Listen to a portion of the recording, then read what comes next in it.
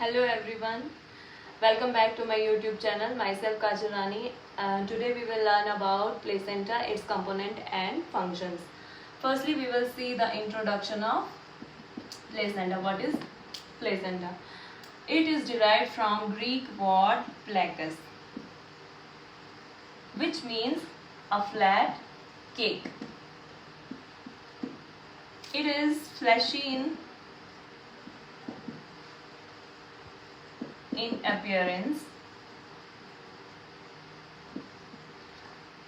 Its normal weight is 500 gram. Diameter is 15 to 20 centimeter and thickness is 2.5 centimeter. It is spongy and it occupies 30% of uterine wall.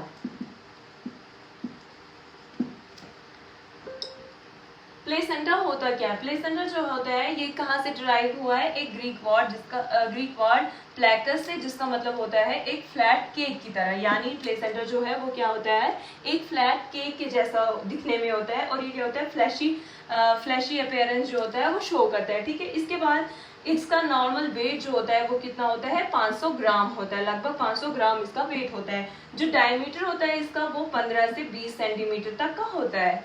Thickness इसकी जो होती है वो कितनी होती है? 2.5 सेंटीमीटर तक होती है। ये क्या होता है? स्पॉन्जी मतलब इसका जो होता है, ये प्लेसेंटा जो होता है वो क्या होता है? स्पॉन्जी लाइक स्ट्रक्चर होता है इसका।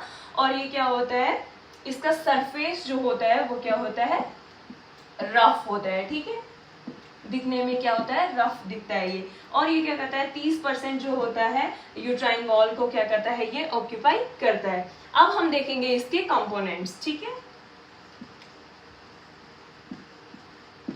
it has two components. First one is fetal part and second one is maternal part.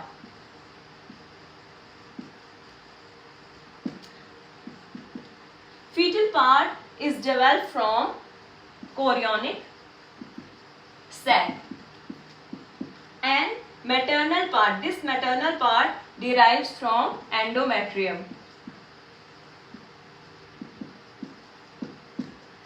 क्या बताया कि इसके कितने कंपोनेंट्स होते हैं? जो प्लेसेंटा होता है उसके कितने कंपोनेंट्स होते हैं? 2 कंपोनेंट्स होते हैं, 2 पार्ट्स में डिवाइड होते हैं। यानी एक फीटल पार्ट होता है इसमें और दूसरा जो होता है मैटरनल पार्ट, यानी मदर का पार्ट और एक बच्चे का पार्ट होता है इसमें। जो फीटल पार्ट होता है वो कहाँ से बनता है, कहाँ से डेवलप होता है? जो कोरियोनिक सैक होता है वो कहाँ से होता है? फीटल पार्ट वहां से डेवलप होता है। और जो मैटरनल पार्ट होता है वो कहाँ से डेवलप होता है?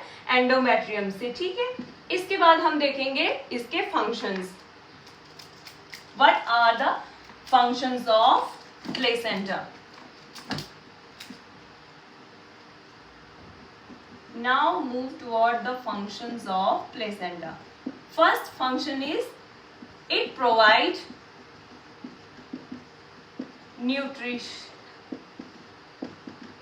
nutrition and oxygen to the fetus.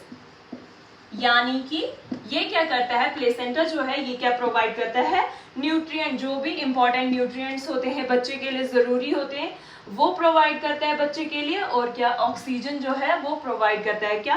Placenta जो है ऑक्सीजन और न्यूट्रिशन जो है, न्यूट्रिएंट जो है वो क्या करता है? प्रोवाइड करता है बच्चे के लिए। दूसरा इसका फंक्शन जो है, it relieves the harmful waste products from fetus.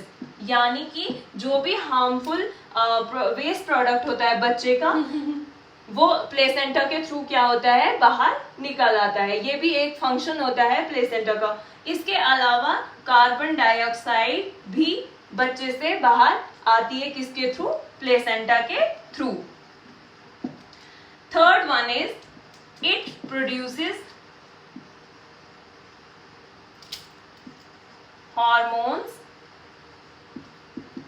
that are helpful in growth and development of foetus. यानी कि ये जो प्लेसेंटा है ये क्या प्रोड्यूस करता है, हार्मोन, जो भी जरूरी हार्मोन्स होते हैं बच्चे की ग्रोथ और डेवलपमेंट के लिए, उसको क्या करता है, ये प्रोड्यूस करता है। ये भी एक फंक्शन है किसका, प्लेसेंटा का। इसके बाद हमारे पास आता है प्लेसेंटा जो होता है वो क्या करता है, पास आउट करता है जो भी इम्यूनिटी होती है from mother to the baby. यानी कि मदर से बेबी तक जो इम्यूनिटी होती है वो कौन पास करता है, प्लेसेंटा। ये भी क्या होता है, फंक्शन होता है प्लेसेंटा की, ताकि वो क्या कर सके, जो भी इम्यूनिटी है वो क्या कर सके, ट्रांसफर कर सके बेबी तक। ठीक है। उसके बाद हमारे पास आता है, ये वर्क करता है एज अ प्रोटेक्टर का काम भी करता है। ये फीटस को बचाता है इम्यून रिजेक्शन होने से।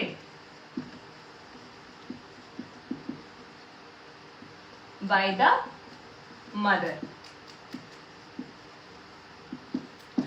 प्लेसेंटा जो होता है वो एक्ट करता है एज अ प्रोटेक्टर, और ये क्या करता है, फीटस को बचाता है ताकि जो है इम्यून रिजेक्शन ना हो सके मदर से। इसीलिए क्या करता है, ये भी इसका एक बहुत इंपॉर्टेंट फंक्शंस होता है ताकि क्या कर सके, इम्यून रिजेक्शन होने से फीटस जो है वो बच सके। ये था हमारा आज का टॉपिक, प्लेसेंटा, उसके कंपोनेंट्स और फंक्शंस।